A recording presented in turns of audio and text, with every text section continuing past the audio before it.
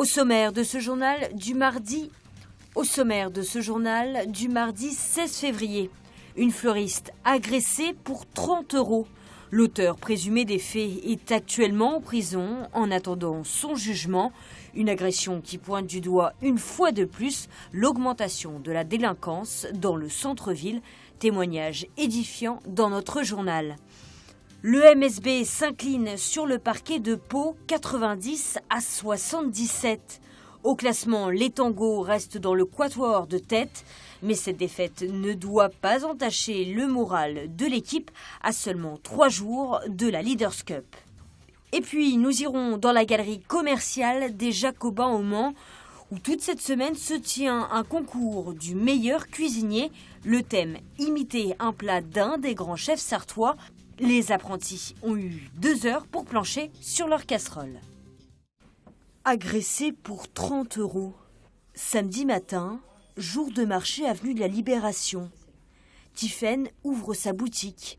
À la veille de la Saint-Valentin, c'est une journée chargée qui l'attend. Mais peu après 10 heures, un homme rentre dans son magasin. Une personne, un monsieur qui venait souvent au magasin pour me demander de l'argent, des cigarettes, des choses comme ça. Et je me suis dit, il n'a jamais été violent, donc il n'y a pas de raison. Je me suis toujours méfiée quand même. Mais cette fois-ci, l'homme semble encore plus étrange. Il m'a fait prétexter de faire un bouquet pour que je lui tourne le dos quand je faisais l'emballage. Et il a profité que j'ai le dos tourné pour mettre une lame de couteau sous la gorge. Donc il m'a rapproché après de la caisse pour que je lui ouvre le tiroir caisse. Je ne lui ai pas ouvert, je me suis mise à crier tout de suite pour que les gens m'entendent.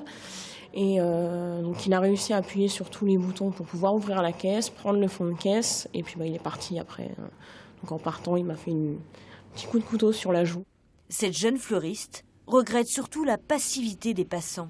Il y avait le marché samedi matin et j'avais beau me mettre à hurler, personne n'est venu tout de suite. Il y a juste un petit monsieur, un retraité qui est passé juste devant. Bon, il a essayé de le retenir, mais il est parti à toute vitesse, donc voilà. Tiphaine porte plainte. L'agresseur présumé est aussitôt arrêté à son domicile. Schizophrène, il aurait déjà été inculpé 3 fois pour des faits similaires. Son jugement est renvoyé au 21 mars pour une demande d'expertise psychiatrique. En attendant son procès, l'homme reste en prison. Une libération, on va dire. De savoir qu'il va être en gros maîtrisé, quoi, d'une manière ou d'une autre. L'année 2015 a été marquée par une augmentation de la délinquance en centre-ville du Mans. Une association de commerçants a été créée pour permettre à ces professionnels de faire remonter rapidement à la préfecture leurs difficultés.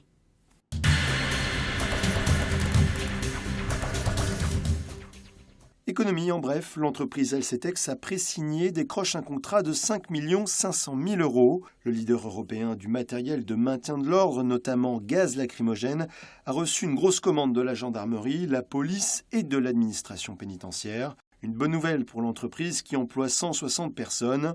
En 2014, un accident sur le site avait coûté la vie à l'un de ses salariés, ce qui avait entraîné plusieurs mois de chômage technique pour raison de sécurité.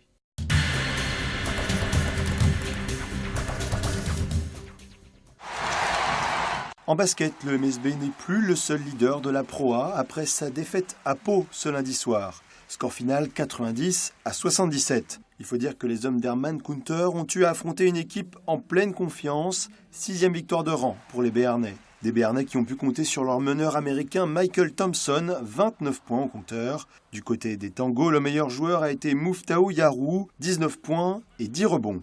Le MSB doit maintenant partager sa première place avec Strasbourg, Gravelines et Monaco, des équipes que les Manceaux retrouveront vendredi à Paris pour la Leaders Cup. La compétition regroupe les 8 meilleures équipes de la phase allée du championnat.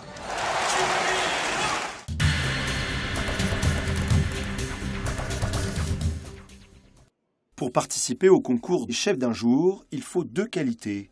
Une dose de savoir-faire, bien sûr, et une pincée d'autodérision. Ah oui, j'adore cuisiner, j'adore manger, je pense que ça se voit. Et puis, par contre, alors, je sais pas, mes enfants m'ont dit, t'as des progrès à faire en présentation. Bon, alors.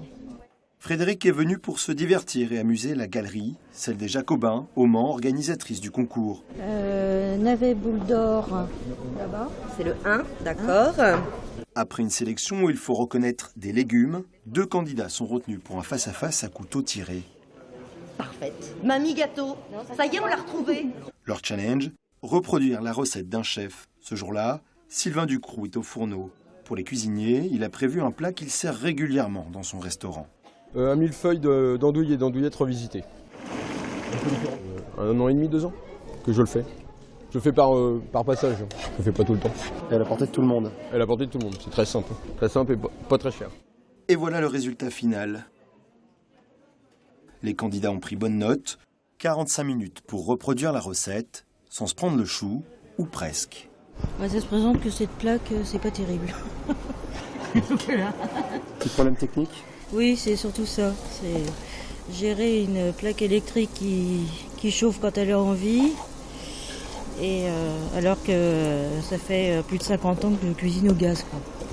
Face à Frédéric, Aurélien, 15 ans, le verdict du chef tombe. On a les belles. Et c'est lui qui se qualifie pour la grande finale de samedi, le triomphe modeste. Déjà, j'étais limite aux découvertes des légumes, fruits et légumes là-bas, donc je ne m'attendais pas à gagner ici. Il aurait dû faire caraméliser son caramel un peu plus pour la couleur de la sauce, mais sinon le goût c'était très bien. Est-ce que c'est servable en restaurant? Oui, là c'est plus écœurant par contre. Le concours Chef d'un jour dure toute la semaine, il est ouvert à tous. D'autres animations sont prévues notamment pour les petits. Renseignements et inscriptions sur le site www.club-onlyyou.com/jacobin.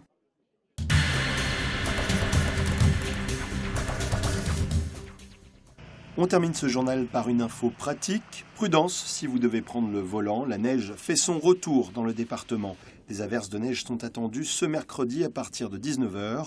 Elles devraient continuer dans la matinée de jeudi, selon Météo France, avant le retour de la pluie en cours de journée.